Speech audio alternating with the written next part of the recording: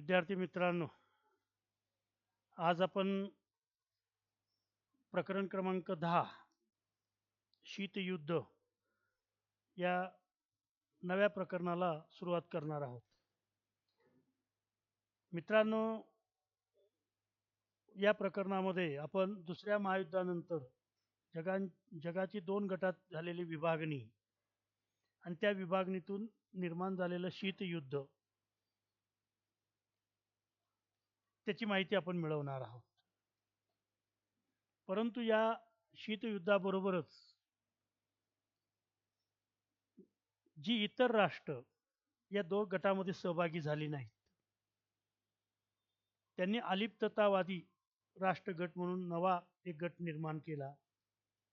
त्याचीही माहिती आपण घेणार आहोत. तसेच या प्रकरणामध्ये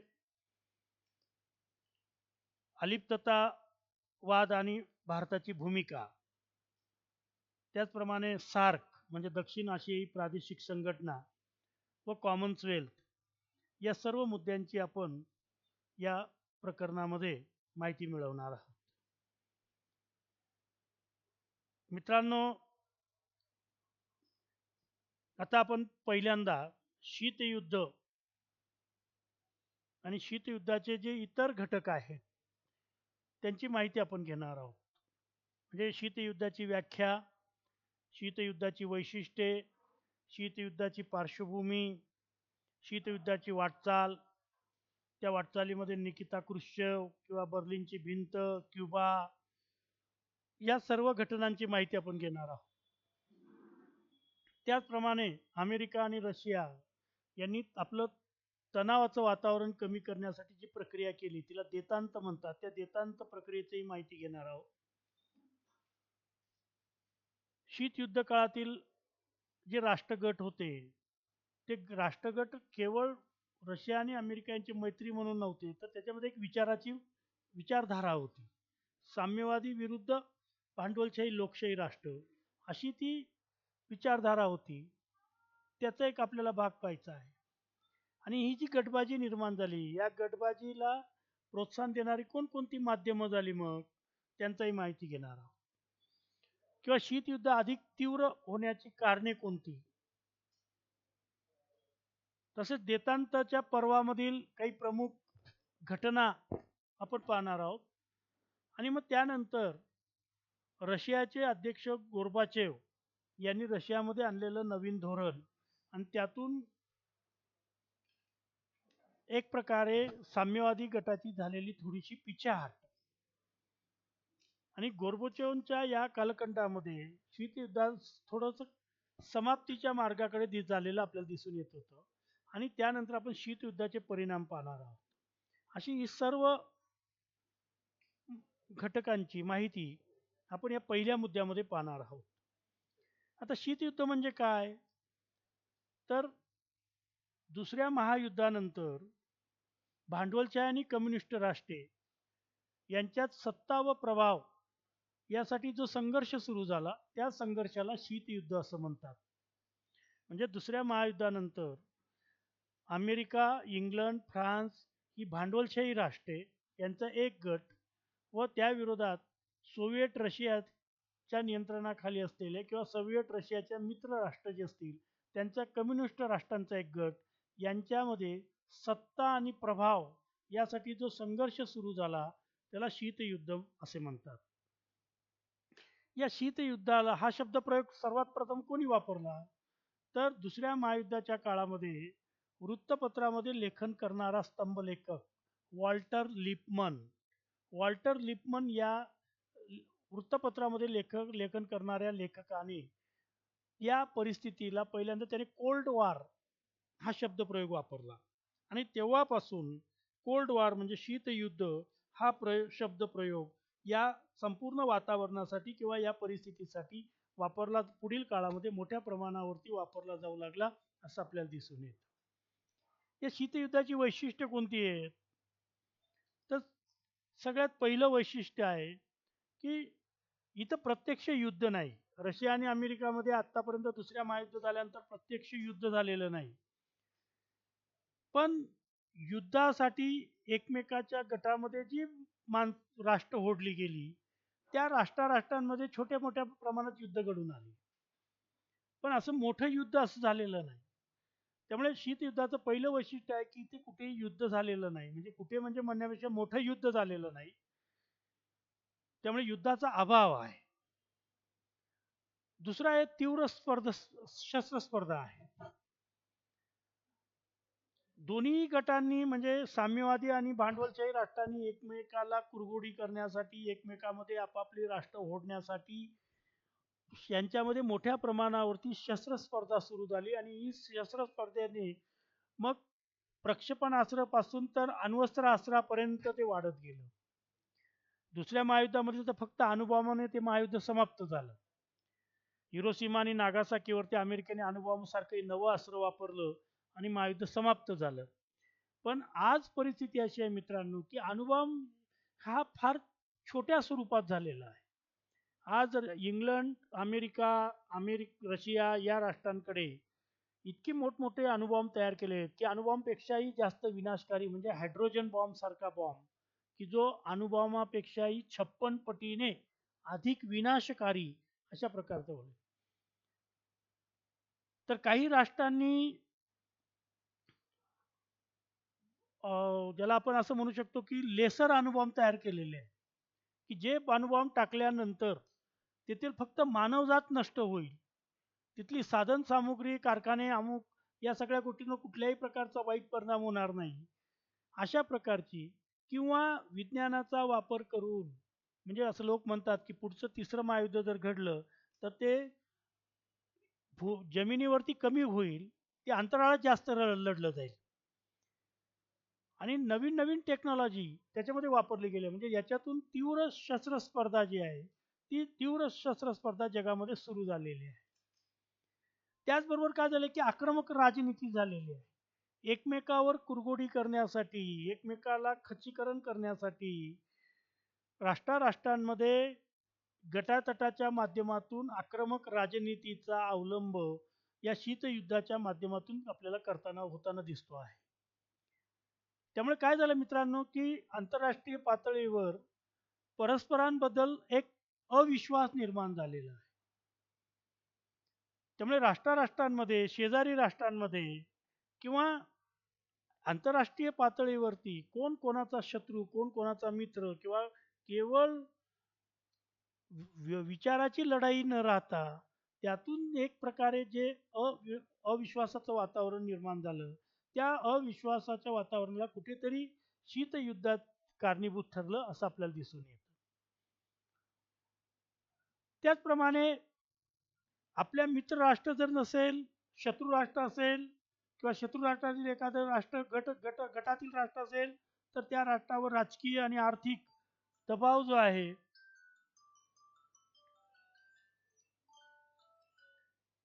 तो दबाव निर्माण करण्याचा प्रयत्न केला जातो. त्यामुळे सुद्धा एक प्रकारे शीतयुद्धाचे वातावरण हे निर्माण होत गेले. खरं म्हणजे शीतयुद्धाचा ही जी लढाई आहे ही तत्वप्रणालीची लढाई आहे, तत्वप्रणालीचा संघर्ष आहे. आणि या तत्वप्रणालीचा संघर्ष म्हणजे साम्यवाद विरुद्ध भांडवलशाही या दोन विचारसरणीतील हा संघर्ष आहे. आणि तो संघर्ष शीतयुद्धाला जास्तीत जास्त कारणीभूत ठरला आहे. परंतु मित्रांनो, असं होतं कसं की प्रत्येक राष्ट्रांमध्ये हे जरी तत्वाची लढाई असली तरी सुद्धा प्रसंगी आपापल्या राष्ट्राच्या काही फायद्याच्या गोष्टीसाठी एकमेकाची विरुद्ध राष्ट्र एकमेकामध्ये करार करताना आपल्याला दिसतात किंवा गुप्त कराराच्या माध्यमातून कोण कोणाचा शत्रू, कोण कोणाचा मित्र हे कळत नाही आणि एक प्रकारे अविश्वासाच्या वातावरणाला एक खतपाणी शीतयुद्धामुळे घातलं गेल्याचं आपल्याला दिसून येतं. मित्रांनो, या शीतयुद्धाची नेमकी पार्श्वभूमी कशी सुरू होते, कुठून ही सुरुवात झाली? तर सगळ्यात पहिल्यांदा आपल्याला दिसून येते की दुसरं महायुद्ध हे शीतयुद्धाला कारणीभूत ठरलं. दुसऱ्या महायुद्धामध्ये इंग्लंड, फ्रान्स या राष्ट्रांचं महत्त्व कमी झालं. त्याऐवजी नव्याने आलेल्या अमेरिका, रशिया या दोन राष्ट्रांचं महत्त्व वाढलं. युद्ध काळामध्ये हिटलरचं जर आपण नीट पाहिलं तर हिटलरने फ्रान्सचा पराभव करून टाकला होता. फ्रान्स पूर्ण जिंकून घेतलं होतं. ज्या वर्सायच्या राजवाड्यातून त्यांच्यावर वर्सायचा तह लादला गेला होता, त्याच वर्सायच्या राजवाड्यामध्ये हिटलरने बसून फ्रान्सच्या राष्ट्रांना सह्या करायला लावल्या होत्या. म्हणजे त्याने तो बदला घेतला होता. फ्रान्स पूर्ण पराभूत झालेला होता. इंग्लंड एकाकी झुंज देत होता आणि अशा अवस्थेमध्ये झुंज चालू असतानाच जर्मनीने वास्तविक रशियाशी मैत्री करार केलेला होता अनाक्रमणाचा. परंतु हिटलरने तो मोडून परस्पर त्याने रशियावर युद्ध लादलं. त्यामुळे रशिया नाईलाजाने का होईना पण इंग्लंड, फ्रान्स या राष्ट्राने बाजूने जर्मनीच्या विरुद्ध युद्धात उतरला. दुसऱ्या बाजूला जपानने अमेरिकेवरती हल्ला केलेला. त्यामुळे अमेरिका उशिरा का होईना पण इंग्लंड, फ्रान्सच्या बाजूने युद्धात उतरली आणि या दोन्ही सत्ता उतरल्यानंतर या दोन्ही सत्तांची फौज युरोप खंडातील भूमीवर जेव्हा येऊ लागली, त्यावेळेला हिटलर आणि मुसोलिनीचा पराभव होऊ लागला. खरं म्हणजे रशिया आणि अमेरिकेच्या मदतीमुळेच हिटलर आणि मुसोलिनीचा आणि जपानचा पराभव झाला. त्यामुळे काय झालं लक्षात घ्या मित्रांनो, की रशियन फौजांनी जो प्रदेश काबीज केलेला होता युरोपचा, तो रशियन फौजाच्या नियंत्रणाखाली आला. तर अमेरिकन आणि इंग्लंड, फ्रान्स या राष्ट्रांनी युरोपचा जो प्रदेश जिंकला होता, तो त्यांच्या नियंत्रणाखाली आलेला होता आणि त्यातून मग या दोन्ही देशांनी आपल्याला असं दिसतं की पूर्व युरोप हा साम्यवादी विचारसरणीच्या नियंत्रणाखाली गेला, तर पश्चिम युरोप हा लोकशाही भांडवलशाही राष्ट्रांच्या नियंत्रणाखाली गेला असं आपल्याला दिसून येतं.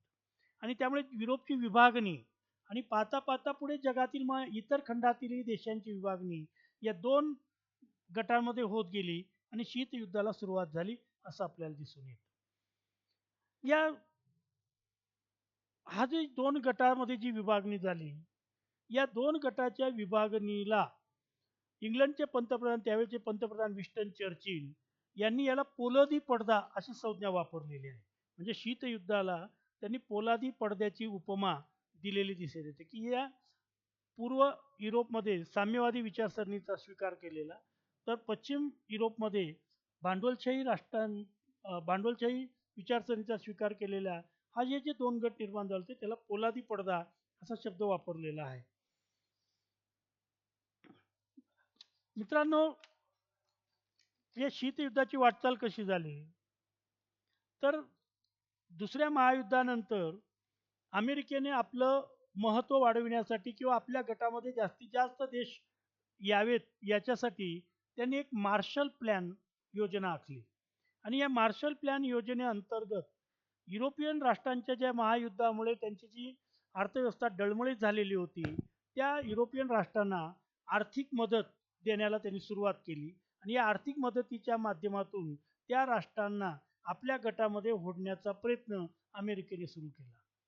त्याला विरोध म्हणून रशियाने काय केलं, तर आशिया आणि आफ्रिका खंडातील जे स्वातंत्र्य चळवळी, ज्या ज्या राष्ट्रांमध्ये स्वातंत्र्य चळवळी सुरू झाल्या होत्या, त्या स्वातंत्र्य चळवळींना त्यांनी प्रोत्साहन द्यायला सुरुवात केली, त्यांना मदत करायला सुरुवात केली आणि त्यामुळे परिस्थिती अशी निर्माण झाली की युरोपमध्ये तणाव वाढला आणि त्या तणावातून जी परिस्थिती निर्माण झाली त्याला शीतयुद्ध असं म्हटलं जातं. म्हणजे रशिया आणि अमेरिका यांनी आपल्या गटामध्ये ओढण्यासाठी किंवा त्या राष्ट्रांवर आपलं वर्चस्व निर्माण करण्यासाठी किंवा तिथे आपल्या विचारसरणीची सरकार आणण्यासाठी जी एक मोर्चे बांधणी करायला सुरुवात केली होती, त्यातून जे वातावरण निर्माण झालं त्याला शीतयुद्ध असं म्हणतात. खरं म्हणजे मित्रांनो, ही शीतयुद्धाची लढाई जी होती ती दोन विचारांची लढाई होती. सोव्हिएट रशियाच्या विचारसरणीमध्ये म्हणजे साम्यवादी विचारसरणी अशी होती की साम्यवादी विचारसरणीमध्ये उत्पन्नाच्या स्रोताची मालकी ही सरकारी मालकी असते, जनतेची मालकी असते. तर भांडवलशाही विचारसरणीमध्ये उत्पन्नाच्या स्रोताची मालकी ही खाजगी असते. हा एक वैचारिक फरक मित्रांनो त्याच्यामध्ये होता आणि त्या विचारातून साम्यवादी व विरुद्ध लोकशाही, भांडवलशाही असे एक दोन गटाची निर्मिती या निमित्ताने निर्माण झालेली होती. जोसेफ स्टॅलिन जोपर्यंत रशियाचे अध्यक्ष होते त्यांच्या काळात खरं म्हणजे या शीतयुद्धाला म्हणजे दुसऱ्या महायुद्धानंतर या शीतयुद्धाला सुरुवात झाली होती. पण स्टॅलिन नंतर रशियाचे जे अध्यक्ष झाले निकिता क्रुश्चेव यांच्या काळामध्ये मात्र त्यांनी थोडीशी सामंजस्याची भूमिका घेतली. कारण क्रुश्चेवांना अण्वस्त्र युद्धाची अण्वस्त्रांची होणारी संहारकता, भयानकता याची जाणीव झालेली होती. आणि म्हणून त्यांनी थोडं वास्तववादी धोरण स्वीकारून त्यांनी रशिया आणि अमेरिका यांच्यातील मैत्री संबंध किंवा शांतता आणि सहजीवनावरती त्यांनी भर देऊन एक मैत्रीपूर्ण वाटचाल करायला सुरुवात केली. त्यातून एक वेगळं वातावरण निर्माण झालं आणि त्यातून अमेरिका आणि रशिया हे दोन देश थोडेसे जवळ आले. 1959 मध्ये कॅम्प डेव्हिड येथे अमेरिकेचे अध्यक्ष आयसेनहॉवर व रशियाचे नेते निकिता क्रुश्चेव यांची भेट घडून आली आणि या भेटीने शीतयुद्धाचा जगातील थोडासा जो तणाव निर्माण झालेला होता तो तणाव संपला किंवा नष्ट झाला असं आपल्याला दिसून येतं. त्यानंतर 1961 मध्ये सोव्हिएट रशियाने बर्लिनची भिंत बांधली. मित्रांनो, इथे एक लक्षात घ्या, ज्यावेळेला दुसरं महायुद्ध समाप्त झालं त्यावेळेला जर्मनीमध्ये अर्ध्या भागामध्ये रशियाचं सैन्य आलेलं होतं, तर अर्ध्या भागामध्ये अमेरिका आणि इंग्लंड फ्रान्सचं सैन्य आलेलं होतं. महायुद्ध समाप्त झाल्यानंतर खरं म्हणजे दोन्ही राष्ट्रांनी आपापलं सैन्य काढून घ्यायला पाहिजे होतं आणि जर्मनीला स्वातंत्र्य देऊन तिथे जर्मनीचं सरकार, जर्मन लोकांचं सरकार अस्तित्वात यायला पाहिजे होतं. परंतु महायुद्ध समाप्त झाल्यानंतर या दोघांनीही तिथून रशियाला असं वाटत होतं की अमेरिकेने जर माघार घेतली तर संपूर्ण जर्मनीवर आपल्या साम्यवादी विचारसरणीचं सरकार आपल्याला आणता येईल. तर अमेरिकेला असं वाटत होतं की रशियाने जर माघार घेतली, सैन्य काढून घेतलं, तर आपल्याला जर्मनीमध्ये भांडवलशाही लोकशाही सरकार तिथे अस्तित्वात आणता येईल. पण दोन्ही सैन्य काढून घेण्यावरती ठाम राहिल्यानंतर परिणामी शेवटी नाईलाजाने जर्मनीची फाळणी करावी लागली आणि पूर्व जर्मनी जो रशियाच्या नियंत्रणाखाली होता, त्या पूर्व जर्मनी हा रशियाच्या नियंत्रणाखाली असलेल्या जर्मनीमध्ये साम्यवादी सरकार अस्तित्वात आलं. तर पश्चिम जर्मनीमध्ये अमेरिकेच्या नियंत्रणाखाली किंवा पुरस्कृत भांडवलशाही सरकार किंवा लोकशाही सरकार अस्तित्वात आलं. एवढंच नव्हे तर मित्रांनो, यांनी जर्मनीची जी एकूण संयुक्त राजधानी होती बर्लिन, या बर्लिन शहराची सुद्धा विभागणी करून टाकली. आणि एवढंच नव्हे तर रशियाने 1961 मध्ये त्या बर्लिन शहरामध्ये भिंत बांधून घेतली. जर्मन लोकांच्या भावभावनांचा कुठल्याही प्रकारचा विचार न करता या दोन्ही गटातील राष्ट्रांनी अशा प्रकारची ही कृती करणं एक प्रकारे चीड आणणारी होती. आणि त्यामुळे जर्मनीमध्ये तर संताप होताच, पण जगातही या बाबतीत अनेक ठिकाणी संताप व्यक्त केला गेला.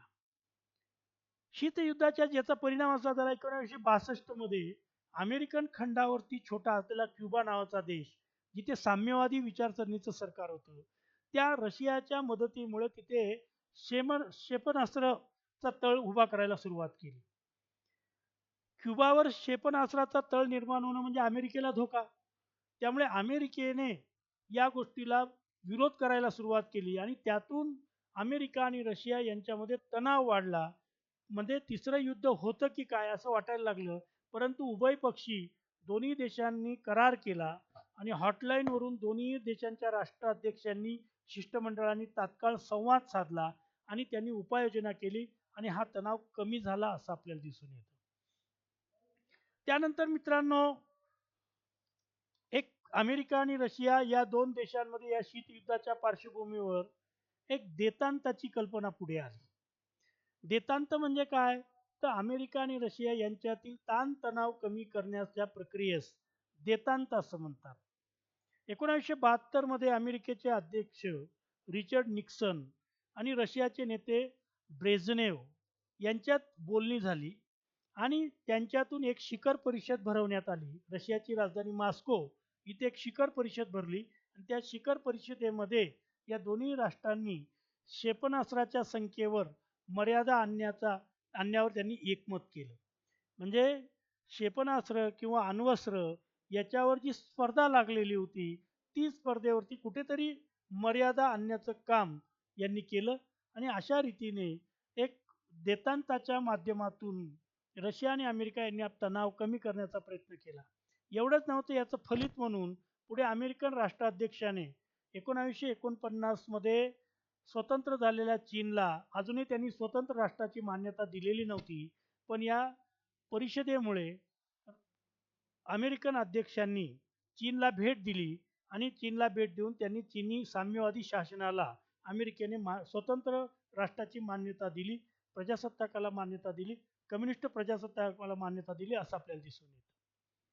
मित्रांनो, या ग शीतयुद्धाची जी गटबाजी झाली, या गटबाजीला कोणकोणती गोष्टी कारणीभूत ठरल्या किंवा याला गटबाजीला कोणत्या गोष्टी माध्यमांतून प्रोत्साहन मिळालं असं ते आपल्याला आता पाहायचं आहे. संयुक्त राष्ट्राच्या सुरक्षा समितीमध्ये व्हेटोचा वापर करून मित्र राष्ट्राची बाजू घेणे. म्हणजे मित्रांनो, इथे कसं झालं लक्षात घ्या. उदाहरण आपण द्यायचं झालं तर भारत आणि पाकिस्तान या दोन शेजारी देशातील संघर्ष असेल, तर भारताच्या विरुद्ध कुठली गोष्ट आली किंवा पाकिस्तानच्या विरुद्ध भारताने जर संयुक्त राष्ट्र संघटनेमध्ये एखादा प्रश्न मांडला आणि त्याच्यावर कारवाई करण्याची परिस्थिती संयुक्त राष्ट्र संघाने निर्माण केली किंवा संयुक्त राष्ट्र संघ कारवाई करणार असेल, तर अशा वेळी हा प्रश्न संयुक्त राष्ट्राच्या सुरक्षा समितीमध्ये जायचा आणि सुरक्षा समितीमध्ये मग पाकिस्तानच्या बाजूने अमेरिकेने तिथे व्हेटोचा वापर करायचा, म्हणजे त्या कारवाईला त्याने रोखायचं. त्यामुळे कळत न कळत पाकिस्तानची सहानुभूती अमेरिकेकडे झुकणार. तर भारताच्या संदर्भात जर कुठली कारवाई करायची एखादा प्रश्न आला, मग ते आर्थिक असेल, सामाजिक असेल किंवा इतर लष्करी असेल, तर अशा वेळी कुठला एखादा प्रश्न आला तर मग त्यावेळी भारताच्या बाजूने जी 6 राष्ट्र आहेत, सुरक्षा परिषदेमध्ये 6 राष्ट्र आहेत, इंग्लंड, अमेरिका, रशिया, चीन, फ्रान्स आणि मला वाटतं जर्मनी. तर आतापर्यंत आपल्याला असं नेहमी दिसलेलं लक्षात घ्या, की या राष्ट्रांनी काय केलेलं आहे, की हे राष्ट्र नेहमी आपल्या मित्र राष्ट्राच्या बाजूने व्हेटोचा वापर करायचे. त्यामुळे कळत न कळत त्या राष्ट्राबद्दल एक प्रकारे सहानुभूती निर्माण व्हायची किंवा त्या राष्ट्राबद्दल व्हेटो ते राष्ट्र वापरत असल्यामुळे एक तर अमेरिकेने तरी वापरायचा किंवा रशियाने तरी वापरायचा. त्यामुळे कळत न कळत ही राष्ट्र, जगातील राष्ट्र एक प्रकारे या गटबाजीच्या राजकारणाला बळी पडताना दिसून येतात, लक्षात घ्या. त्यामुळे या शीतयुद्धाच्या गटबाजीला हा व्हेटोचा वापर एक प्रकारे कारणीभूत ठरला. दुसरा जो आहे लक्षात घ्या, की विविध लष्करी करार. पुढे मित्र आपण या प्रकरणामध्ये पाहणार आहोत, की या शीतयुद्धाचा परिणाम म्हणून रशियाने आपल्या मित्र राष्ट्रांचा, साम्यवादी राष्ट्रांचा एक गट तयार केला. त्याला विरोध म्हणून अमेरिकेने आपल्या मित्र राष्ट्रांचा एक गट तयार केला किंवा वेगवेगळे गट त्यातून निर्माण झाले आणि अशा प्रकारे नुसते हे गट केवळ प्रगतीसाठी नाही, तर मग तिथे अनेक प्रकारचे गट असे होते की ते लष्करी एकमेकांमध्ये त्यांच्यामध्ये करार होते. त्यामुळे लष्करी गटासाठी एकमेकाची राष्ट्र जी आहेत ती त्यामध्ये ओढली गेली. त्याचप्रमाणे आर्थिक देवाणघेवाण करणे, आपल्या मित्र राष्ट्राला मदत म्हणून मग आर्थिक मदत करणे किंवा अनेक प्रकारची मदत करणे, लष्करी मदत करणे, हे त्यातून नित्य सुरू झालं. आणि मग साहजिकच म्हणजे जसं आपण पाहतो, लक्षात घ्या, की मागील काही वर्षामध्ये अमेरिकेने पाकिस्तानला मोठ्या प्रमाणावरती मदत केली. लष्करी सामर्थ्य, विमानं, रणगाडे, तंत्रज्ञान एवढंच नव्हे तर आर्थिकदृष्ट्या सुद्धा मोठ्या प्रमाणावरती कर्ज अमेरिकेने वेळोवेळी पाकिस्तानला केलेली दिसून येते. त्या मानाने भारताला त्यांनी फार मदत केलेली नाही. कारण पाकिस्तानची आजही अर्थव्यवस्था 120% ही अमेरिकेवर अवलंबून आहे. त्यामुळे भारत आपल्या नियंत्रणाखाली येत नाही किंवा भारत हा रशियाचा मित्र राष्ट्र असल्यामुळे मग पाकिस्तानला पाठिंबा देणं हे अमेरिकेने मधल्या काळामध्ये जे धोरण ठेवलं होतं, ते अशा प्रकारे जगात अनेक ठिकाणी अनेक राष्ट्रांना, केवळ एकमेकाच्या विरुद्ध राष्ट्रांना आर्थिक मदत देऊन शीतयुद्धाला खतपाणी घातलेलं दिलं जातं.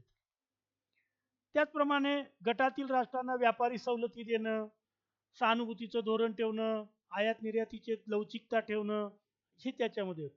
किंवा अगदीच काही राष्ट्रांना मित्र राष्ट्राचा दर्जा देणं, जसं उत्तर कोरिया आणि चीन यांच्यामध्ये संबंध आहे. मित्र राष्ट्राचा दर्जा देऊन त्या राष्ट्राला आपल्या गटामध्ये होणं, अशा या माध्यमातून विविध प्रोत्साहनाच्या माध्यमातून या राष्ट्रांना आपल्याकडे ओढून घेण्यासाठी एक प्रकारची स्पर्धा वाढत गेलेली दिसून येते आणि त्यातून ते गटबाजीला प्रोत्साहन मिळालं असं आपल्याला दिसून येतं. मित्रांनो, या शीतयुद्धाला अधिक तीव्र होण्याची कारणं कोणती आहे? तर खरं म्हणजे या दोन विचारातील फरक होता.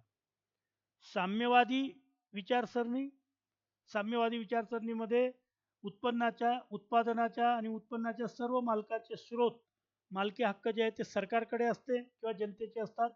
तर उत्पादनाची मालकी हक्क खाजगी क्षेत्राकडे असणं हा भांडवलशाही व्यवस्थेचा भाग असल्यामुळे या दोन्ही विचारातील हा फरक होता आणि ते साहजिकच त्यामुळे ज्या विचारसरणी जेव्हा नव्याने स्वतंत्र होणारी राष्ट्रांना एक प्रकारे ज्या विचारसरणीकडे जन्म झुकेल त्या पद्धतीने ह्या विभागणी झालेल्या दिसून येतात. किंवा दुसरं आणखी कारण होतं की एकमेकाच्या राष्ट्रांबद्दल असलेली भीती. अमेरिकेला रशियाची भीती वाटायची, रशियाला अमेरिकेच्या प्रगतीची भीती वाटायची. उद्या जर युद्ध झालं, काही निर्माण झालं, तर एक प्रकारे आपण एकाकी पडू किंवा आपल्यावर ते वेगवेगळ्या अस्त्रांचा वापर करतील आणि आपल्याला नष्ट करून टाकतील. अशा प्रकारची एकमेकाबद्दल वाटणाऱ्या भीतीमुळे सुद्धा यांच्यामध्ये अविश्वासाचं वातावरण निर्माण होत गेलं आणि या अविश्वासाच्या वातावरणातून शस्त्र स्पर्धा जी आहे मोठ्या प्रमाणावरती शस्त्र स्पर्धा होत गेली आणि शस्त्र स्पर्धेतून इतर प्रश्न बाजूला राहिले आणि प्रत्येक राष्ट्र शस्त्रास्त्राच्या दृष्टीने प्रबळ होण्याच्या दृष्टीने गेली असं आपल्याला दिसून येतं. खरं म्हणजे हा लढा भांडवलशाही विरुद्ध साम्यवाद असा होता. दुसरी आणखी याच्यामध्ये आणखी एक कारण तीव्र होण्याचं कारण म्हणजे गैरसमज दूर करण्याची यंत्रणेचा अभाव. खरं म्हणजे दुसऱ्या महायुद्धानंतर संयुक्त राष्ट्रसंघ किंवा संयुक्त राष्ट्र संघटना ही एक आंतरराष्ट्रीय संघटना आहे. परंतु ती पाहिजे तेवढी प्रभावी नाही. म्हणजे अगदी भारताचंच उदाहरण द्यायचं झालं तर 1947 मध्ये भारताने जम्मू काश्मीरचा प्रश्न हा संयुक्त राष्ट्र संघटनेकडे नेला होता. काश्मीर संस्थान भारतात विलीन झालेलं होतं. कायदेशीररित्या तसे सगळ्या प्रकारचे पूर्तता झालेली होती. पण केवळ पाकिस्तानाच्या पाठिंब्यामुळे जे घुसखोर घुसलेले होते, ते घुसखोर खरं म्हणजे आत्ता काय ते नष्ट व्हायला पाहिजे होते. संयुक्त राष्ट्र संघटनेने कारवाई करून तो पाकव्याप्त काश्मीर पाकिस्तानाच्या काढून घेऊन तो भारताला द्यायला हवा होता. पण दुर्दैवाने आज 75 वर्ष होऊनही तो प्रदेश आजही संयुक्त राष्ट्र संघटनेला मुक्त करून देता आला नाही. हे एक उदाहरण सांगितलं मित्रांनो. अशा अनेक गोष्टी आहेत. जगामध्ये अनेक ठिकाणी आहेत की काही आक्रमक राष्ट्रांना रोखता आलं नाही किंवा हुकुमशाही राष्ट्रांना रोखता आलं नाही. आजही आपण पाहतो लागते की किंग जोम जो उत्तर कोरिया आहे, जगामध्ये सगळीकडे अण्वस्त्राच्या याच्यावर बंदी असताना आणि कुठल्याही प्रकारच्या अण्वस्त्राची चाचणी करण्यावर बंदी असताना सुद्धा उत्तर कोरिया मात्र दरवर्षी अण्वस्त्रांची चाचणी करतो आहे आणि संयुक्त राष्ट्र संघटना काहीच करू शकत नाही. त्यामुळे गंमत अशी झाली मित्रांनो की गैरसमज दूर करणारी एखादी आंतरराष्ट्रीय यंत्रणा हवी होती, प्रभावी यंत्रणा हवी होती. परंतु दुर्दैवाने तेवढी प्रभावी यंत्रणा नसल्यामुळे जे आक्रमक राष्ट्र आहेत किंवा या राष्ट्रातील जे परस्पराचे जे गैरसमज दूर आहेत ते कुठलेही असे कोणी नष्ट न करता आल्यामुळे शीतयुद्ध वाढत चाललेलं दिसतं असं आपल्याला दिसून येतं. आणखी एक मुद्दा त्याच्यामध्ये आहे की एकमेकांना समजून घेण्याच्या वृत्तीचा अभाव. खरं म्हणजे मित्रांनो याच्यामध्ये प्रत्येक राष्ट्रांमधील शेजारी राष्ट्रांमधील शस्त्र स्पर्धा, अविश्वासाचं वातावरण, एकमेकाबद्दल वाटणारी भीती, त्यातून वाढलेली शस्त्र स्पर्धा, त्यामुळे एकमेकाला समजून घेण्याच्या वृत्तीचा अभाव या सगळ्या गोष्टींमुळे किंवा आपल्याला असं दिसतं की शीतयुद्ध जे आहे ते पुढील काळ म्हणजे त्या काळामध्ये वाढत गेलं असं आपल्याला दिसून येतं. मित्रांनो मगाशी ज्याचा आपण उल्लेख केला, अमेरिका आणि रशिया या देशातील तणाव कमी करण्यासाठी जी प्रक्रिया सुरू झाली तिला देतांत पर्व असं म्हणतो. त्या देतांत पर्वाच्या माध्यमातून काही ठळक घटना आता आपण इथं पाहणार आहोत. 1973 साली फ्रान्सची राजधानी पॅरिस येथे एक परिषद भरवण्यात आली आणि या परिषदेमध्ये अमेरिका, रशिया या दोन राष्ट्रांचा महत्त्वाचा सहभाग होता आणि त्या राष्ट्रांच्या चर्चेमध्ये व्हिएतनाम येथे व्हिएतनामचं जे युद्ध होतं ते समाप्त करण्याचे प्रयत्न सुरू झाले. खरं म्हणजे दुसऱ्या महायुद्धानंतर अमेरिकेने व्हिएतनामवरती उघड उघड तिथे आक्रमण केलेलं होतं. बराच काळ व्हिएतनामवर त्यांनी संघर्ष केला. परंतु या प्रयत्नानंतर मात्र अमेरिकेवरती एक दबाव टाकण्याचा प्रयत्न सुरू झाला आणि व्हिएतनामचं जे युद्ध आहे ते युद्ध समाप्त, कारण व्हिएतनामसारख्या छोट्या देशावर अमेरिकेने मोठ्या प्रमाणावरती बॉम्ब वर्षाव करून त्याला आपल्या नियंत्रणाखाली आणण्याचा प्रयत्न केला होता. परंतु व्हिएतनाम बदलं नाही. शेवटी 1973 नंतर 75 नंतर अमेरिकेने स्वतःहूनच आपलं सैन्य तिथून काढून घेतलं आणि व्हिएतनाम हा स्वतंत्र झाला असं आपल्याला दिसून येतं. त्यानंतर दुसरी जी आहे 1975 मध्ये हेलसिंकी येथे दुसरी परिषद भरली आणि या हेलसिंकी परिषदेमध्ये जागतिक शांततेवर चर्चा करण्यात आली. अमेरिका, रशियासह या युरोपातील जवळजवळ 35 राष्ट्र, म्हणजे अमेरिका आणि रशियाची जी मित्र राष्ट्र होती ती 35 अशी मित्र राष्ट्रांसुद्धा या परिषदेत सहभागी झाले होते आणि त्या परिषदेमध्ये पूर्व आणि पश्चिम युरोप देशातील तणाव कमी करण्यासाठी या परिषदेमध्ये प्रयत्न सुरू झाले. त्यानंतर 1978 मध्ये कॅम्प डेव्हिड येथे एक परिषद भरवण्यात आली आणि या परिषदेमध्ये युरोप किंवा आपण ज्याला म्हणू शकतो युरोप खंडातील जे इस्रायल आणि अरब, ज्याला पूर्वेकडचा प्रश्न असं इतिहासामध्ये म्हणतात, की इस्रायल त्याच्या आजूबाजूला असलेले जे 11 अरब राष्ट्र आहेत यांच्यातील वाद सोडविण्यासाठी या कॅम्प डेव्हिड परिषदेमध्ये प्रयत्न झाले. हे सर्व चालू असतानाच मित्रांनो 1979 मध्ये इराणमध्ये राजकीय क्रांती घडून आली आणि या राजकीय क्रांतीमध्ये इराणच्या शहाची हकलपट्टी करण्यात आली व आयातोल्ला खोमेनी यांची सत्ता तिथे निर्माण झाली आणि खोमेनींची सत्ता आल्यानंतर खोमेनींनी अमेरिकेशी आपले राजनैतिक संबंध तोडून टाकले. एवढंच नव्हे तर अमेरिका आणि त्याच्या मित्र राष्ट्रांचा असलेला सेंटो करार जो होता त्या कराराचा सुद्धा त्यांनी त्याग केला असं आपल्याला दिसून येतं. त्यानंतर 1959 मध्ये सोव्हिएट रशियाने कार्मल यांच्या नेतृत्वाखाली अफगाणिस्तानमध्ये समाजवादी सरकार स्थापन केलं. अशा रीतीने एकमेकाला प्रतिश देतांताच्या माध्यमातून ताणतणाव कमी करण्याचा प्रयत्न सुरू झाला होता. या देतांताच्या प्रक्रियेतून क्षेपणास्त्र किंवा क्षेपणास्त्राची संख्या कमी करणं, त्याची तीव्रता कमी करणं, दोन राष्ट्रांमधील त्यांच्या वापरावरती मर्यादा घालणारे करार, या अशा अनेक गोष्टी यामध्ये केल्या गेल्या असं आपल्याला दिसून येतं. तिसरं महायुद्ध टाळण्यासाठी या दोन्ही उभयपक्षी देशांनी आण्विक क्षेपणास्त्राच्या वापरावर मर्यादा घालण्यासाठी देतांत पर्वाने मोठ्या प्रमाणावरती काम केलं असं आपल्याला दिसून येतं. यानंतर मित्रांनो इथे आपण रशियाचे जे राष्ट्राध्यक्ष आहेत मिखाईल गोर्बचेव यांच्या कालखंडाची माहिती घेणार आहोत. 1945 मध्ये रशियाच्या कम्युनिस्ट पक्षाच्या सरचिटणीसपदी मिखाईल गोर्बचेव यांची नियुक्ती झाली आणि त्यांच्या काळात त्यांनी जे धोरण राबवलं त्यामुळे शीतयुद्ध नष्ट झालं असं आपल्याला दिसून येतं.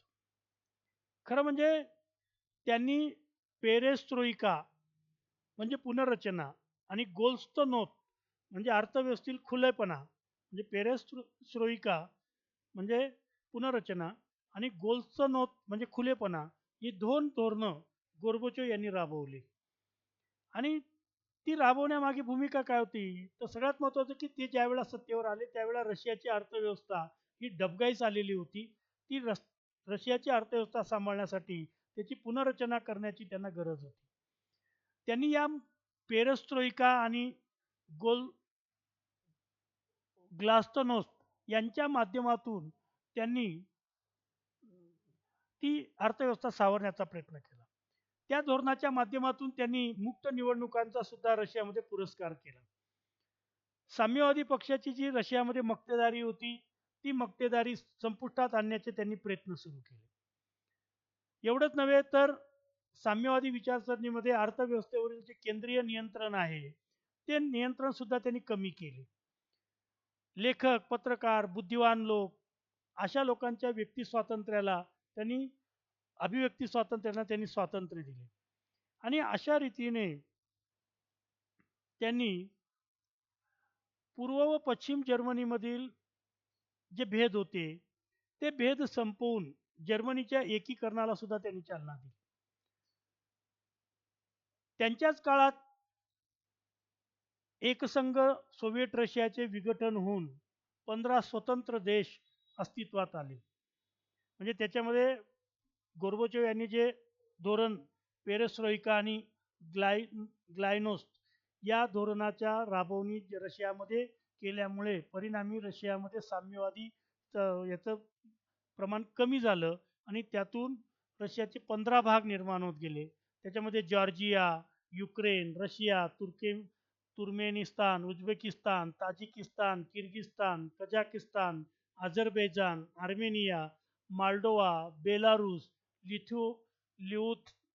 लिथुनाइया, लाटव्हिया, इस्टोनिया अशी जवळजवळ 15 राष्ट्र निर्माण झाली.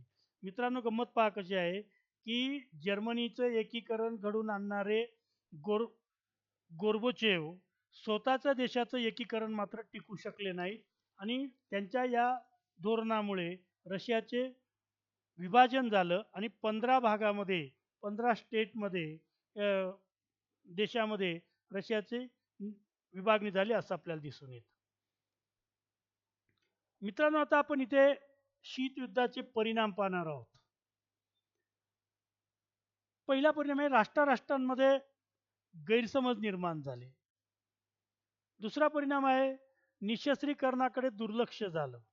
खरं म्हणजे दुसऱ्या महायुद्धानंतर निःशस्त्रीकरणाची प्रक्रिया तीव्र व्हायला पाहिजे होती, पण तसं न होता उलट शीतयुद्धामुळे तीव्र शस्त्रस्पर्धा सुरू झाली आणि या तीव्र शस्त्रस्पर्धेमुळे अनेक प्रकारची शस्त्रास्त्रांची स्पर्धा वाढून राष्ट्रांमध्ये एक प्रकारे अविश्वासाचं वातावरण निर्माण होत गेलं असा वेळ. शीतयुद्धामुळे आणखी काय झालं असेल तर मानवाचे भवितव्य धोक्यात आले. पुढचा परिणाम म्हणजे अन्न, वस्त्र, निवारा या महत्वाच्या प्रश्नाकडे दुर्लक्ष झालं.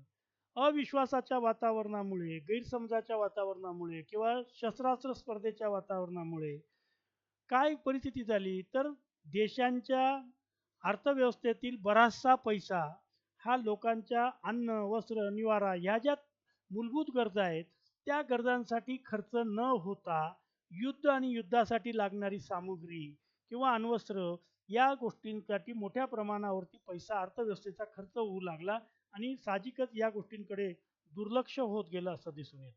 म्हणजे अगदीच आपलं सांगायचं झालं लक्षात घ्या तर भारत आणि पाकिस्तान या दोन्ही देशांचा आपण जर विचार केला तर पाकिस्तानला आजही भारताबद्दल वाटणारी भीती आणि त्यातून त्यांनी परिस्थिती नसतानाही शस्त्रास्त्र खरेदी करण्याचा अट्टहास किंवा त्यातून बराचसा पैसा, वास्तविक पाकिस्तानातले अनेक जिवंत मुद्दे लोकांशी रिलेटेड असलेले मुद्द्यांना आज पैसा नाही आहे. उलट सगळा तो पैसा जो आहे तो सैन्यावरती आणि सैन्याच्या याच्यावरती खर्च केला जातो आहे आणि म्हणून अशा प्रकारची पैसा जो आहे तो याच्याकडे खर्च केला जातो. लोकांच्या नित्य नियमाच्या बेसिक प्रश्नांकडे लक्ष दिलं जात नाही किंवा त्या बेसिक प्रश्न सोडवण्यासाठी पैसा खर्च करताना दिसत नाही असं दिसतंय. त्या शीतयुद्धाचा आणखी एक परिणाम म्हणजे की अमेरिका महासत्ता बनली. रशियाच्या गोर्बचोव यांच्या धोरणामुळे रशियाचा स्पर्धा जी आहे ती अमेरिकेच्या दृष्टीने नष्ट झाली आणि कळत नकळत त्या रशियाचे विभाजन झाल्यामुळे रशियाची सत्ता शक्ती जी आहे ती क्षीण झाल्यामुळे अमेरिका पुढील काळामध्ये महासत्ता बनलेली दिसून येते. जगाचे 2 गटात विभाजन झालं होतं. ते तर मगाशी आपण पाहिलंच आलं मित्रांनो की साम्यवादी विचारसरणीचा एक गट. आता सध्या आपल्याला असं दिसत आहे लक्षात घ्या की साम्यवादी गटाचं नेतृत्व कुठे थोड्याफार फरकाने का होईना रशियाकडून चीनकडे जाताना दिसत आहे. साम्यवादी गट नष्ट झालाय असं आपण म्हणू शकत नाही, तर कुठेतरी रशियाची जागा आता चीन घेऊन जास्तीत जास्त देश आपल्या वर्चस्वाखाली कसे येतील या दृष्टीने चीनच्या हालचाली या सुरू झालेल्या आहेत आणि त्यामुळे तशा प्रकारच्या गोष्टी चीनकडून होताना दिसत आहेत. त्यामुळे या 2 गटामध्ये विभागणी झाली. त्याचप्रमाणे गुप्त राजकीय हालचाली व करारास प्राधान्य सुरू झाले. शीतयुद्धाच्या कारणामध्ये आपण पाहिलं होतं, लक्षात घ्या की मित्रांनो, एकमेकाच्या विरोधातील राष्ट्र आपापल्या गटामध्ये ओढण्यासाठी अनेक प्रकारचे गुप्त अशा प्रकारचे करार युरोपमध्ये मोठ्या प्रमाणावरती होऊ लागले होते.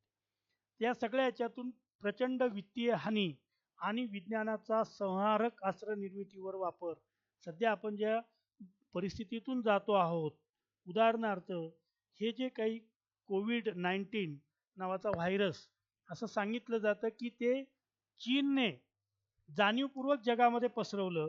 या व्हायरसची निर्मिती चीनच्या वुहान लॅबमध्ये झाली आणि चीनने ते सर्व जगामध्ये पसरून एक प्रकारे तेथील संपूर्ण अर्थव्यवस्था त्याने जगाची डबघाईला आणण्याचं काम चीनने करायला सुरुवात केलं आणि स्वतःचं मात्र सगळ्या प्रकारचे उत्पादनं चीनमधून जो व्हायरस त्याने पाठवला तो मात्र चीनमध्ये मुक्त आहे. म्हणजे चीनमध्ये तो राहिला नाही. मात्र इतर अमेरिकासह इटाली, जर्मनी, इंग्लंड, फ्रान्स या राष्ट्रांमध्ये लॉकडाऊन लावल्यामुळे साहजिकच त्यांच्या अर्थव्यवस्थेला मोठा फटका बसला. म्हणजे विज्ञानाचा आणि अशा प्रकारे हे जैविक युद्ध म्हणून सुद्धा जगामध्ये सध्या चर्चा चाललेली आहे. आणि अशा प्रकारे या जैविक अस्त्रांचा वापर करून शत्रू राष्ट्राला नामोहरण करणं, त्याची अर्थव्यवस्था खिळखिळी करणं, त्याला अडचणीमध्ये आणणं, अशा प्रकारच्या गोष्टीसुद्धा आता या काळात होऊ लागल्या आहेत. आणि म्हणून आज आपल्याला असं म्हणावं लागतं की विज्ञानाचा वापर करून शीतयुद्धाचा हा सुद्धा एक परिणाम आहे की असे भयानक संहारक अस्त्र निर्माण केली जात आहेत आणि त्याचे परिणाम जगाला भोगावे लागत आहेत, असं आपल्याला दिसून येतं. अशा रीतीने मित्रांनो, इथे शीतयुद्धाचा हा जो मुद्दा आहे तो आता आपण इथं संपवलेला आहे. धन्यवाद.